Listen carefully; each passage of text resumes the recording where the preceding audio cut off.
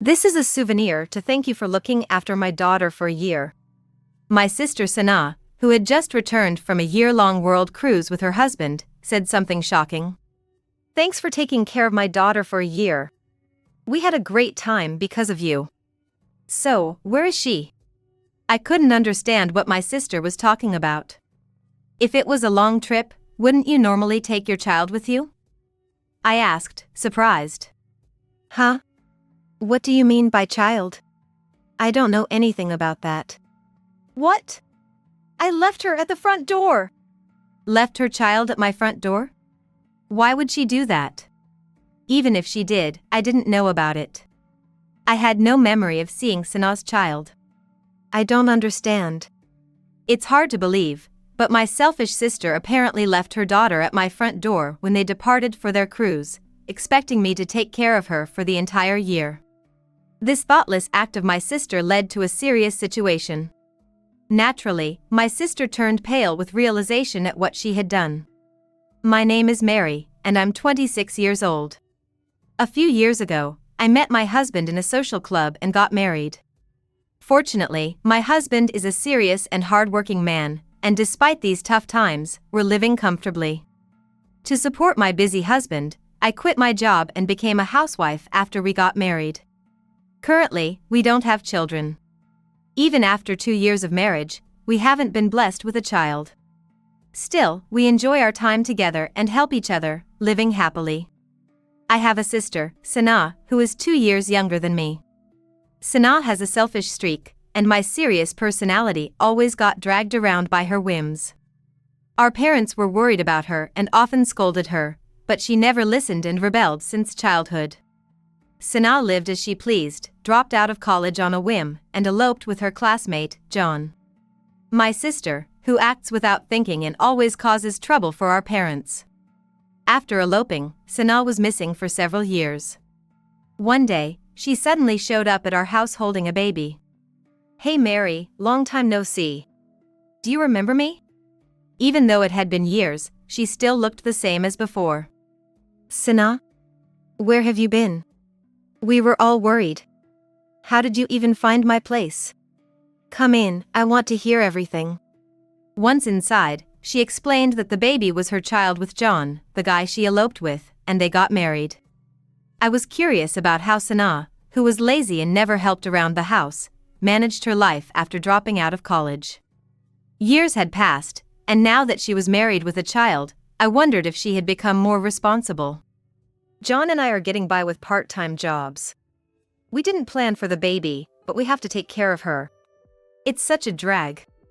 She's always crying.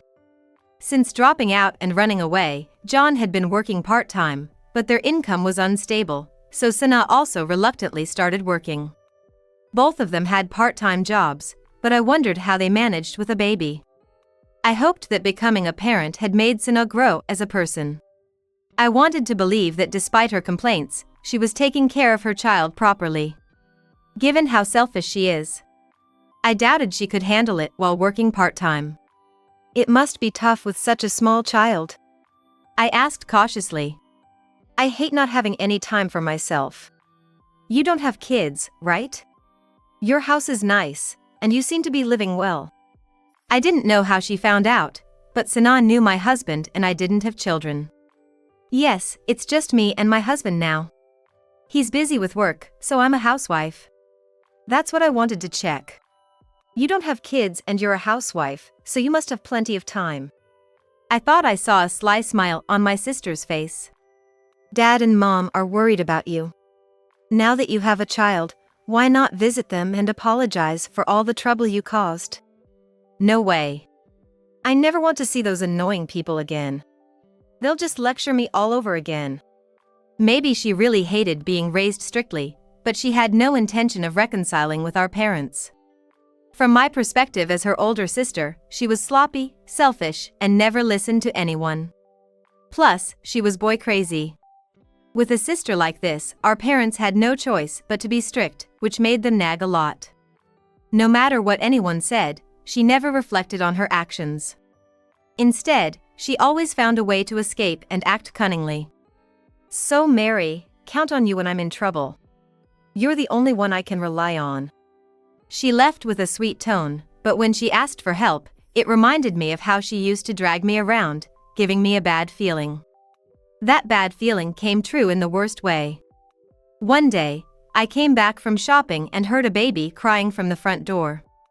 In a panic, I approached and recognized the baby immediately. "It's Sanaa's child!" I was confused as to why Sanaa's child was at my doorstep. I quickly called Sanaa. When she answered, she only said one thing. "I have something to do, so take care of her." She hung up without giving any reason, leaving me in a daze. I couldn't just leave the baby at the door, so I decided to take care of her until Sanaa contacted me again. "Sanaa, you should at least explain why. Dropping off a baby suddenly is shocking. It's a good thing I was able to reach you.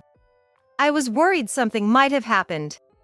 I muttered complaints in my mind while soothing the baby and waiting for Sanaa. After some time, Sanaa finally showed up. She was dressed in a flashy, revealing outfit that was popular among young people, totally inappropriate for a mother. "What's with that outfit? Where were you, leaving a baby behind?" Angrily, I questioned Sanaa about her reckless behavior.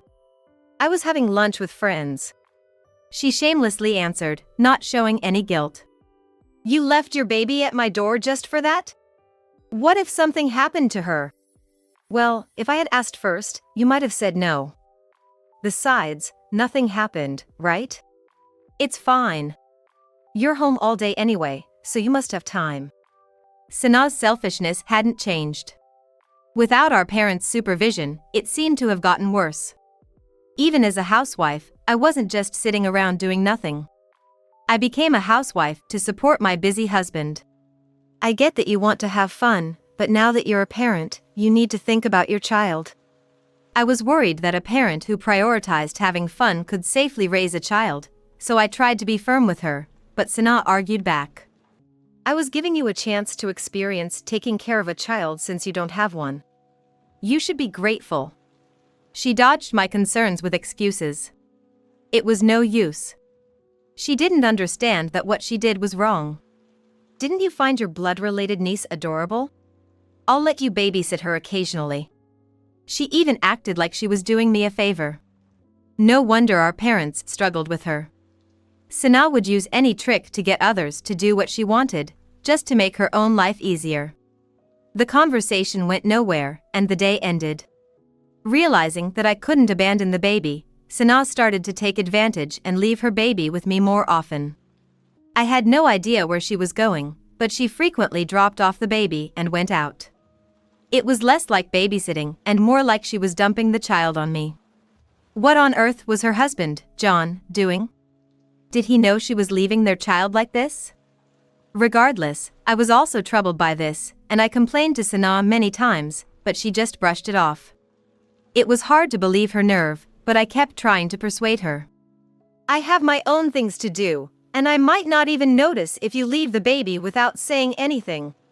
Please, don't leave her like that. I don't mind helping occasionally, but don't treat it like it's a given." Then, suddenly, Sanaa stopped visiting. Maybe she finally understood after all my efforts. Recently, Sanaa hasn't come by to leave her baby. Maybe my persistence paid off, and she reconsidered. I thought Sanaa had finally turned over a new leaf and was seriously taking care of her child. Finally, she understood. I optimistically believed she was handling things herself. Time passed peacefully, and I stopped thinking about my sister. Nearly a year went by. Then one day, Sanaa showed up alone, smiling, after almost a year. "Hey Mary, long time no see." "Sanaa? It's been a while. What have you been up to?" "I've had a great time for the past year. I miss the air here in the States. Let me in, and I'll tell you all about it." When she visited, she told me she and her husband, John, had been enjoying a year-long world cruise together. She talked proudly about how fun the cruise was, sharing stories about the countries they visited, the good things about those places, and the delicious food they had. Since they were traveling as a couple, I assumed they took their child with them. That's why there was no news from them for a year, I thought. Sana gave me several unusual souvenirs from overseas. And then, this is a thank you gift for looking after my daughter for a year. She said something shocking. Thanks for taking care of my daughter for a whole year. Where is she? I couldn't understand what my sister was saying. If they were traveling as a couple, wouldn't they naturally take their child with them? Huh? What are you talking about? I don't know anything about that. What? You left her at my front door. Even hearing that, I had no idea what she was talking about. I didn't remember seeing her child at all. I don't understand. It was hard to believe, but apparently, they had left their child at my front door when they departed for their year-long cruise, intending for me to take care of her all that time. I had warned her about the dangers of leaving a child like that, and now my worst fear had come true. Thinking back, if they went on the cruise for a year, they must have left around this time last year. Around this time last year, I remember getting a message from a friend about my high school teacher's retirement celebration. I went back to my hometown to celebrate with friends. And my husband was on a business trip, so neither of us were home. It must have been then. Sana left her child at my door when no one was home. We need to call the police right away. The child might have been taken by someone with bad intentions. Panicking, I prepared to call the police. Wait! Sana raised her voice in a panic. If you do that, it'll become a big deal. We don't need to involve the police, we can find her ourselves. Even though this was a serious matter, Sana was strangely opposed to calling the police. What are you talking about? Your child is missing. We need to find her quickly. Let's look for her ourselves first. We'll find her soon, I'm sure. Desperately, Sana tried to stop me. If we call the police, I might get arrested. Sana was afraid that her actions might lead to criminal charges, so she begged me to look for the child without involving the police. With her child missing and the police getting involved, Sana finally realized the gravity of what she had done. She didn't know what had happened to her child. She didn't even know if she was safe. Even in this situation, Sana was only thinking about saving herself. She was unbelievably selfish. I warned you it was dangerous. But you ignored me, over and over, irresponsibly. No normal parent would abandon their child like that. This was the result of her selfish actions. I was so angry. Dumping your child on someone else just so you can go out and have fun? That makes you an unfit mother. Where did you go, dressed like that? I'm gonna talk to your husband, John. Talking to Sana was getting nowhere. I decided to involve her husband, John. Don't do that. Seriously, it's a hassle. John has nothing to do with this. I'll talk to him myself, so don't meddle. Sana freaked out when I mentioned John's name. I was taken aback by her reaction. Why are you so anxious? Does John even know that you've been leaving your child with me repeatedly? Realizing she had revealed too much, Sana took a deep breath and said, Mary, you're freaking out too much. It's kind of funny how desperate you are. Calm down a bit. She tried to deflect with a sneer, but she was clearly rattled. Something was off. I was suggesting reasonable actions to resolve the situation, but Sana was desperately trying to stop me. With a child missing, talking to her husband John seemed natural, but her reaction was odd. Was she hiding something from John? I don't know if you'll get arrested, but your child is missing. She might have been kidnapped. We need to find her first. We can't do this without the police.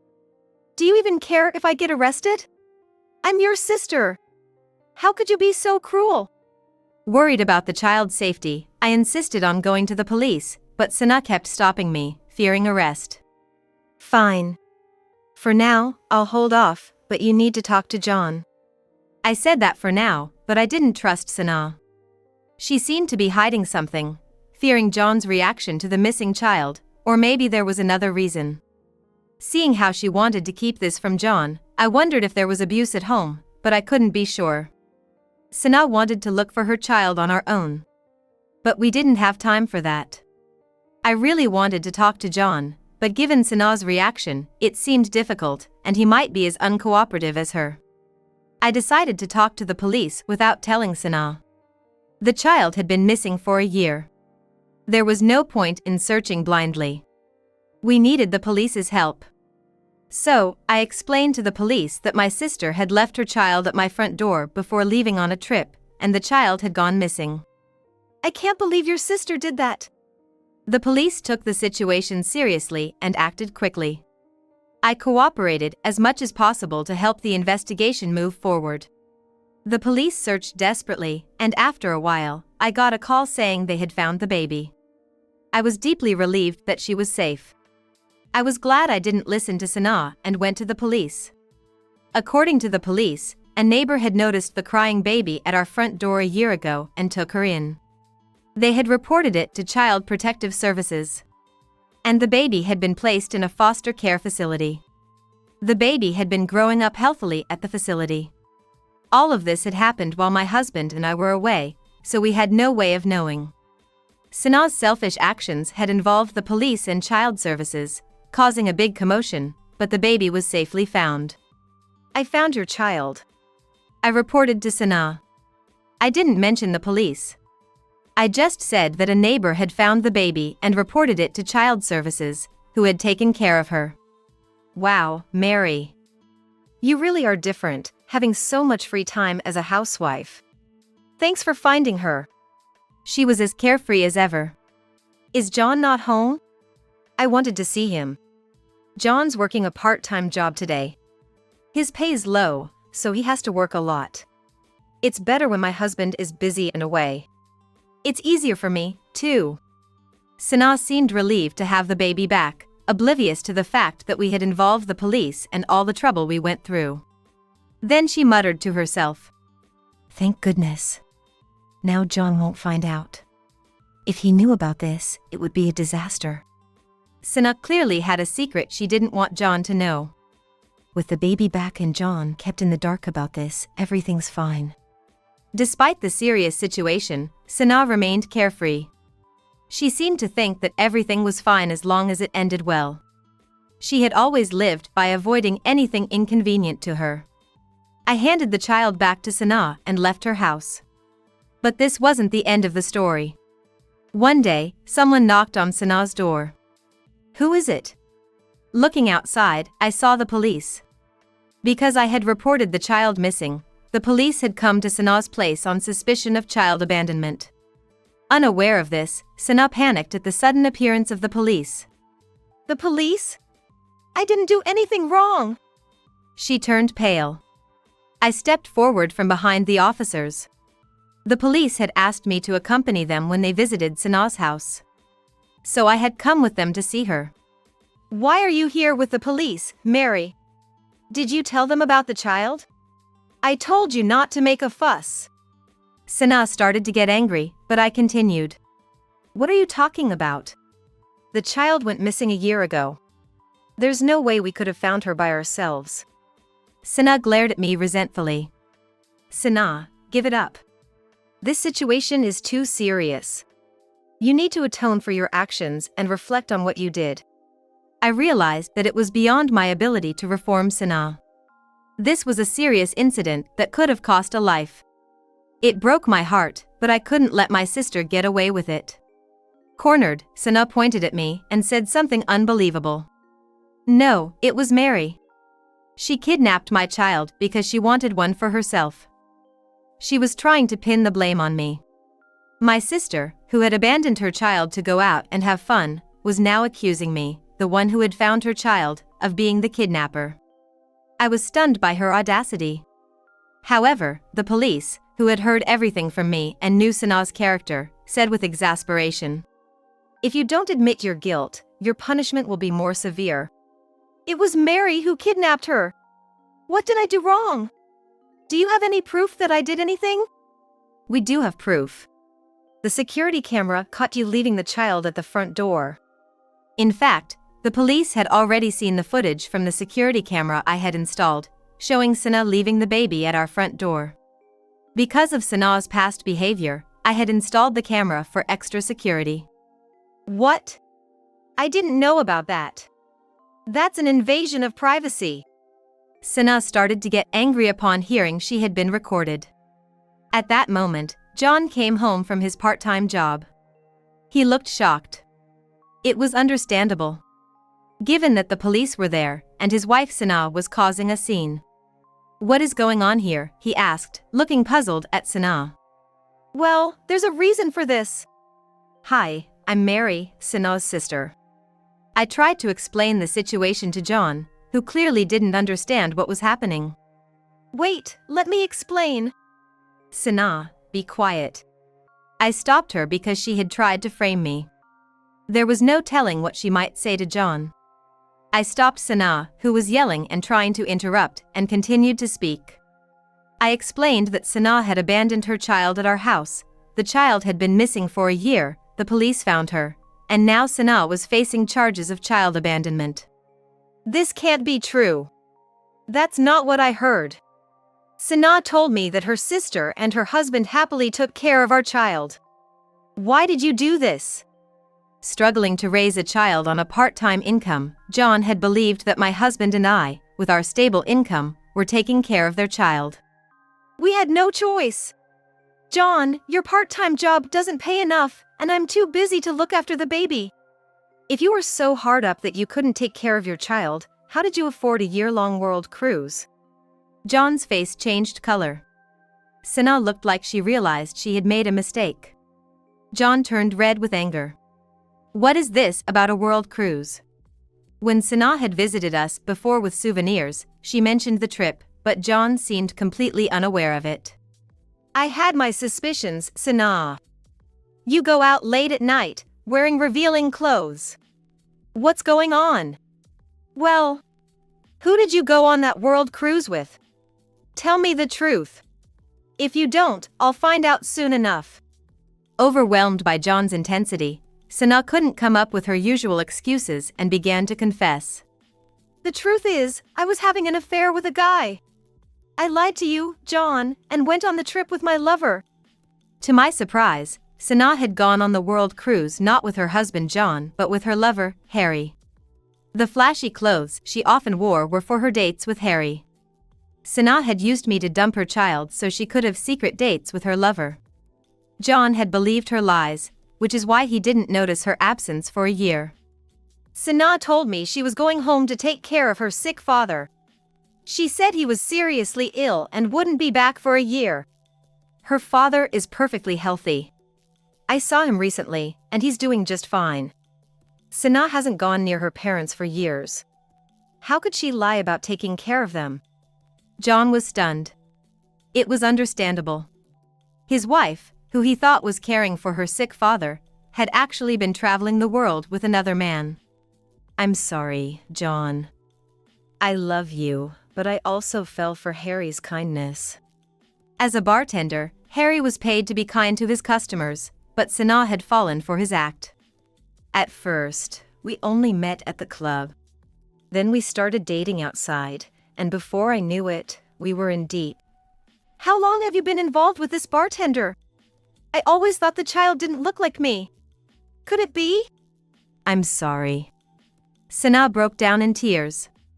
"The truth is, Harry is the father of the child." It was chaos.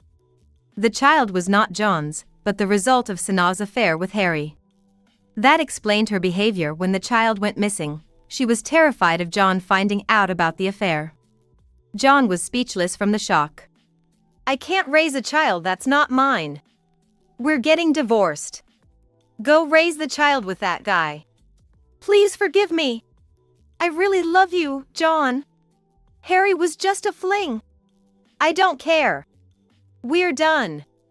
Furious, John threw Sana out of the house. All of this happened because of Sana's selfishness. It was her own fault. Sana broke down in tears again.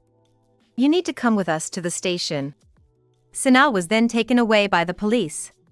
She was arrested on charges of child abandonment. She was prosecuted and found guilty. John could not forgive Sana for having a child with her lover and for being arrested.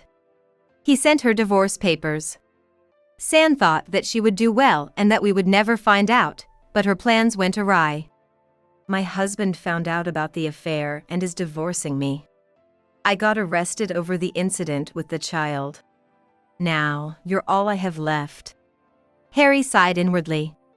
Please wait for me to get out of jail, and then we can be together and create a happy family for our child, Sanaa pleaded, but to Harry, she was just a client and a casual fling. Fed up with the trouble caused by Sanaa's reckless actions, Harry abandoned her and their child, disappearing without a trace. Left to fend for herself, Sanaa had to rely on her parents, whom she had previously despised, as she couldn't support her child on her part-time job alone. Her parents took her in and began to strictly discipline her. As time passed and the incident faded, I noticed a change in my own health. Thinking I might be pregnant, I went to the hospital and my suspicions were confirmed. When I told my husband, he was overjoyed. Despite his busy work schedule, he helped with house chores and took care of me. The following year, I gave birth to our much-anticipated first child. Now, we live happily as a family of 3. No longer troubled by my sister and enjoying peaceful days.